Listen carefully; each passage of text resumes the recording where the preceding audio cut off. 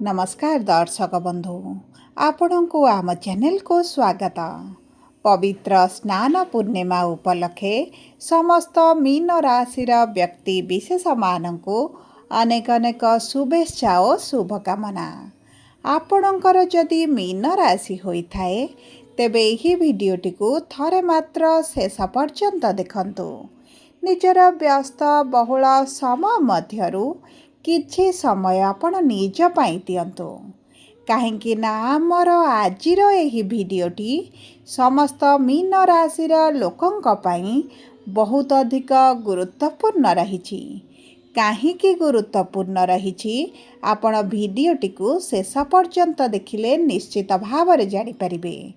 देखंतु ओडिया पांजी अनुसार जून मास 29 तारिख स्नान पूर्णिमा दिन आपणक मीन राशि रे बुध आसिबे पंचम भाव को, जोठारे गुरु शुक्रंक सहित रही समभाव बनाइबे, जहा फलरे आपणक जीवन रे बड़ परिवर्तन हेबाको जाउची एवं एही परिवर्तन किछि शुभ फल देव एवं किछि अशुभ फल मध्य देई पारे। देखंतु देवगुरु बृहस्पति आगामी दिन रे अस्त हेबा पई जाउछंती। शनि बक्री स्थिति रे रहिबे एवं मंगल बुध शुक्र एवं सूर्यंकर राशि परिवर्तन हेबा पई जाउछि, जहा द्वारा आपणक जीवन रे बहुत बड़ परिवर्तन हेबाको जाउछि। तेबे आसंतु जानिबा एही स्नान पूर्णिमा ठारू आपणक जीवन रे कौन सब बड़ परिवर्तन हेबाको जाउछि। किंतु भिडियोटी आरंभ करिबा पूर्वरु जदि आपणकर भी मीन राशि होइथाए एवं आपण भी ईश्वर को आंतरिक भक्ति एवं विश्वास करती तेबे भिडियोटी को लाइक करंतु। कमेंट बॉक्स रे जय जगन्नाथ जय माँ लक्ष्मी अवश्य लिखि दियंतु। ता सहित आम सह जोगाजोग करिबा पई वीडियोर मध्य भाग एक व्हाट्सएप नंबर टी दिया जाइछि, जो नंबर साहाय्य आपण आम सह जोगाजोग करी निजर नूतन कुंडली प्रस्तुत करिपारिबे, कुंडली विश्लेषण कराइपारिबे किंबा आपणकर चाकरी विवाह व्यवसाय प्रेम संपर्क शिक्षा स्वास्थ्य को नहीं किछि समस्या रही ताहार सहजरे एवं स्वल्प मूल्य रे समाधान करिपारिबे। सेथिपाई आपण आम सहित वीडियोर शेष पर्यंत जोड़ी होई रुहंतु एवं व्हाट्सएप नंबर माध्यम रे आम सह जोगाजोग करी खूब कम मूल्य रे आपणक समस्यार समाधान करंतु। एबे आसंतु कार्यक्रमटी को आग को बढ़ाइबा एवं जानिबा केउं केउं बड़ परिवर्तन आसिबो एही प्रमुख ग्रह मानकर राशि परिवर्तन चलन परिवर्तन एवं स्थिति परिवर्तन रे। देखंतु आपणकर स्वास्थ्यटी बहुत अधिक खराब रहुतिला। शनिक 7.5 कारणरू आर्थिक समस्या मध्य दे मध्य आपण गति करुथिले। आपण ऋण आनिथिले किंतु ऋणटी को सुझी पारु नथिले, जो कारणरू ऋणर भारटी आपणक उपरे बढ़ी चलीथिला।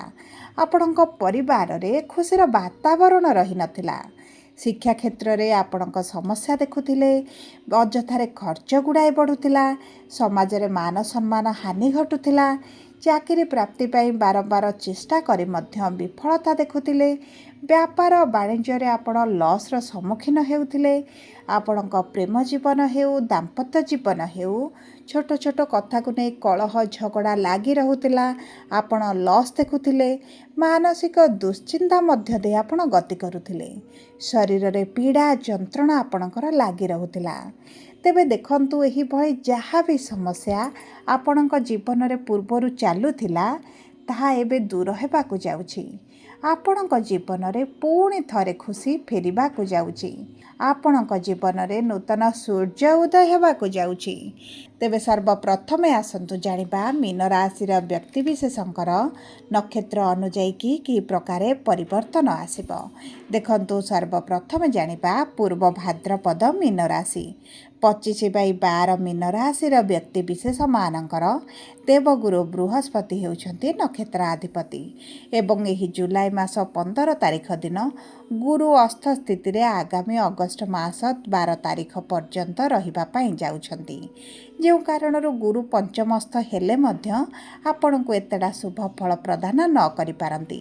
କିନ୍ତୁ ଏହି ଦେବସ୍ନାନ ପୂର୍ଣ୍ଣିମା ପରଠାରୁ ଗୁରୁ ଯେହେତୁ ପଞ୍ଚମସ୍ଥ ହୋଇଛନ୍ତି ଏବଂ ପଞ୍ଚମସ୍ଥ ଗୁରୁକୁ ରାଜ ସୁଖ ପ୍ରଦାନକାରୀ ଗୁରୁ ବୋଲି ମଧ୍ୟ କୁହାଯାଇଥାଏ।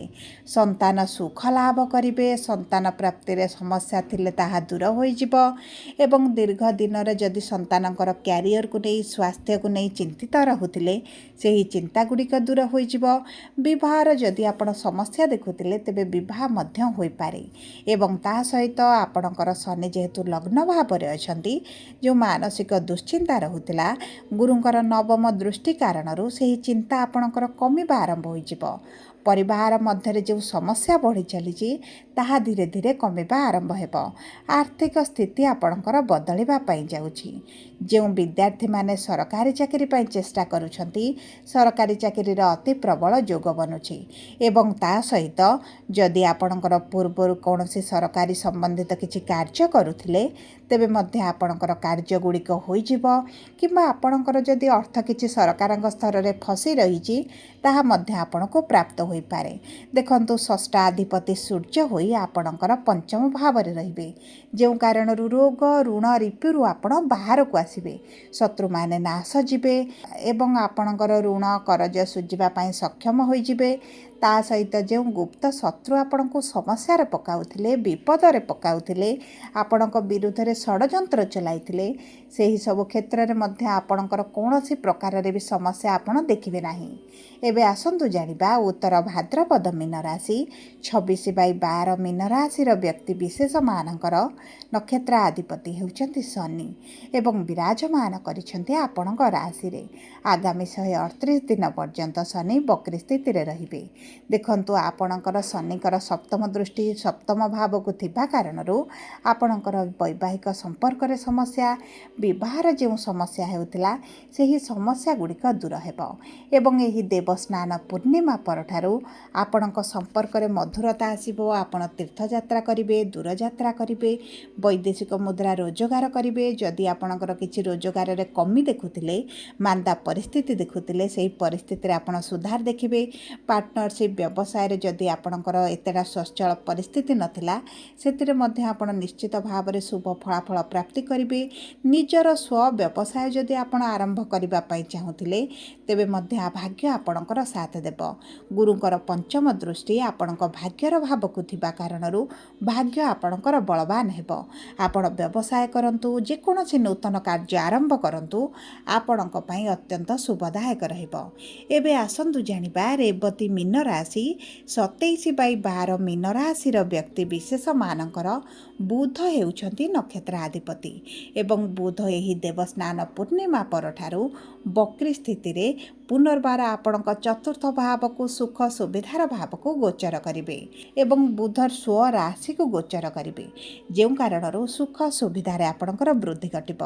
ଦୀର୍ଘ ଦିନ ହେଲା ପରିବାରରେ ଅଶାନ୍ତି, ପରିବାରଠାରୁ ଦୂରରେ ରହୁଥିଲେ ଏବଂ ପରିବାର ବର୍ଗଙ୍କ ମଧ୍ୟରେ ଏତେଟା ସୁଖ ସୁବିଧା ଆପଣଙ୍କୁ ମିଳିପାରୁନଥିଲା, ସେହି ସବୁ କ୍ଷେତ୍ରରେ ଆପଣଙ୍କୁ ନିଶ୍ଚିତ ଭାବରେ ଶୁଭାଶୁଭ ଫଳ ପ୍ରାପ୍ତି ହେବ ଏବଂ ଯଦି ଆପଣ ନିଜସ୍ୱ କିଛିଟା ଜମି ଭୂମି ଯାନ ବାହନ କ୍ରୟ କରିବା ପାଇଁ ଚାହୁଁଥିଲେ ତେବେ ମଧ୍ୟ ଆପଣଙ୍କ ପାଇଁ ସୁଖଦ ରହିବ ଏବଂ ଆପଣ ଯଦି କିଛି ଲିଟିଗେସନରେ ଫସିଛନ୍ତି ସେଥିରୁ ବାହାରକୁ ଆସିବେ।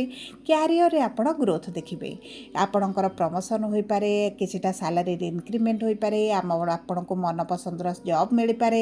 ସରକାରୀ ଚାକିରି ସହିତ ଯଦି ଆପଣ ପ୍ରାଇଭେଟ୍ ଚାକିରି ପାଇଁ ଆପ୍ଲାଏ କରୁଛନ୍ତି ତେବେ ମଧ୍ୟ ଆପଣଙ୍କୁ ନୂତନ ଚାକିରି ପ୍ରାପ୍ତ ହେବ ଏବଂ ପୂର୍ବରୁ ଯଦି ଆପଣ ଚାକିରି କ୍ଷେତ୍ରରେ ଅଛନ୍ତି ତେବେ ଆପଣଙ୍କୁ କିଛି ନା କିଛି ସମ୍ମାନଜନିତ ପଦ ମିଳିପାରେ, ସମ୍ମାନିତ କରାଯାଇପାରେ, ଆପଣଙ୍କୁ ପ୍ରଶଂସିତ କରାଯାଇପାରେ, ଆପଣଙ୍କ କାର୍ଯ୍ୟକୁ ମଧ୍ୟ ପ୍ରଶଂସିତ କରାଯାଇପାରେ। ଦୀର୍ଘ ଦିନର କିଛି ଇଚ୍ଛା ଅଭିଳାଷ ଆପଣଙ୍କର ପୂରଣ ହେବା ପାଇଁ ଯାଉଛି। ଗୁରୁଙ୍କର ସପ୍ତମ ଦୃଷ୍ଟି ଏକାଦଶ ଭାବକୁ ଥିବା କାରଣରୁ ଆପଣଙ୍କ ସନ୍ତାନ ଜନିତ ଯଦି କିଛି ଅଭିଳାଷ ରହିଥିଲା ତାହା ପୂରଣ ହୋଇଯିବ। ପ୍ରେମ ସମ୍ପର୍କରେ ଯଦି ସମସ୍ୟା ଦେଖୁଥିଲେ ତାହା ମଧ୍ୟ ଆପଣଙ୍କର ଦୂର ହୋଇଯିବ। ଆପଣ ପ୍ରେମ ବିବାହ ମଧ୍ୟ କରିପାରନ୍ତି। ସବୁ ପରେ ଅଶୁଭତ୍ୱକୁ ଦୂର କରି ଶୁଭାଶୁଭ ଫଳ ବୃଦ୍ଧି କରିବା ପାଇଁ ଆପଣ ପ୍ରତ୍ୟେକ ଦିନ ଦେବଗୁରୁ ବୃହସ୍ପତିଙ୍କର ବୀଜ ମନ୍ତ୍ରଟିକୁ 108 ଥର ପାଠ କରନ୍ତୁ। ଗୋମାତାଙ୍କର ସେବା କରନ୍ତୁ। ଗୁରୁବାର ବୁଧବାର ଦିନ ଗୋମାତାଙ୍କୁ ରୁଟିରେ ଗୁଡ଼ କିଛିଟା ମିଶାଇ ଖାଇବା ପାଇଁ ଦିଅନ୍ତୁ। ଶନିବାର ଦିନ ଶନି ମନ୍ଦିରରେ ସୋରିଷ ତେଲର ଦୀପଟିଏ ଅର୍ପଣ କରନ୍ତୁ। ଅଶ୍ୱସ୍ଥ ବୃକ୍ଷ ମୂଳରେ ଜଳ ଅର୍ପଣ କରିବା ସହିତ ସୂର୍ଯ୍ୟ ଉଦୟ ପୂର୍ବରୁ ଅଶ୍ୱସ୍ଥ ବୃକ୍ଷ ମୂଳରେ ଦୀପ ପ୍ରଜ୍ୱଳିତ କରନ୍ତୁ ଏବଂ ଛୋଟ ଛୋଟ ଚଢ଼େଇମାନଙ୍କୁ କିଛିଟା ଦାନା ଦିଅନ୍ତୁ। ଆପଣଙ୍କ ପାଇଁ ଅତ୍ୟନ୍ତ ଶୁଭଦାୟକ ରହିବ। ଯଦି ଆପଣଙ୍କର ମୀନ ରାଶି ହୋଇଥାଏ, ଭିଡ଼ିଓଟି କିଭଳି ଲାଗିଲା କମେଣ୍ଟ ବକ୍ସରେ ଲେଖି ଜଣାନ୍ତୁ। ଯଦି ଆପଣଙ୍କ ପ୍ରିୟଜନଙ୍କର ମୀନ ରାଶି ହୋଇଥାଏ, ଭିଡ଼ିଓଟି ତାଙ୍କ ସହିତ ସେୟାର କରନ୍ତୁ। ଯଦି ପ୍ରଥମ ଥର ଆମ ଚ୍ୟାନେଲକୁ ଆସିଛନ୍ତି, ଚ୍ୟାନେଲଟିକୁ ସବସ୍କ୍ରାଇବ୍ କରନ୍ତୁ।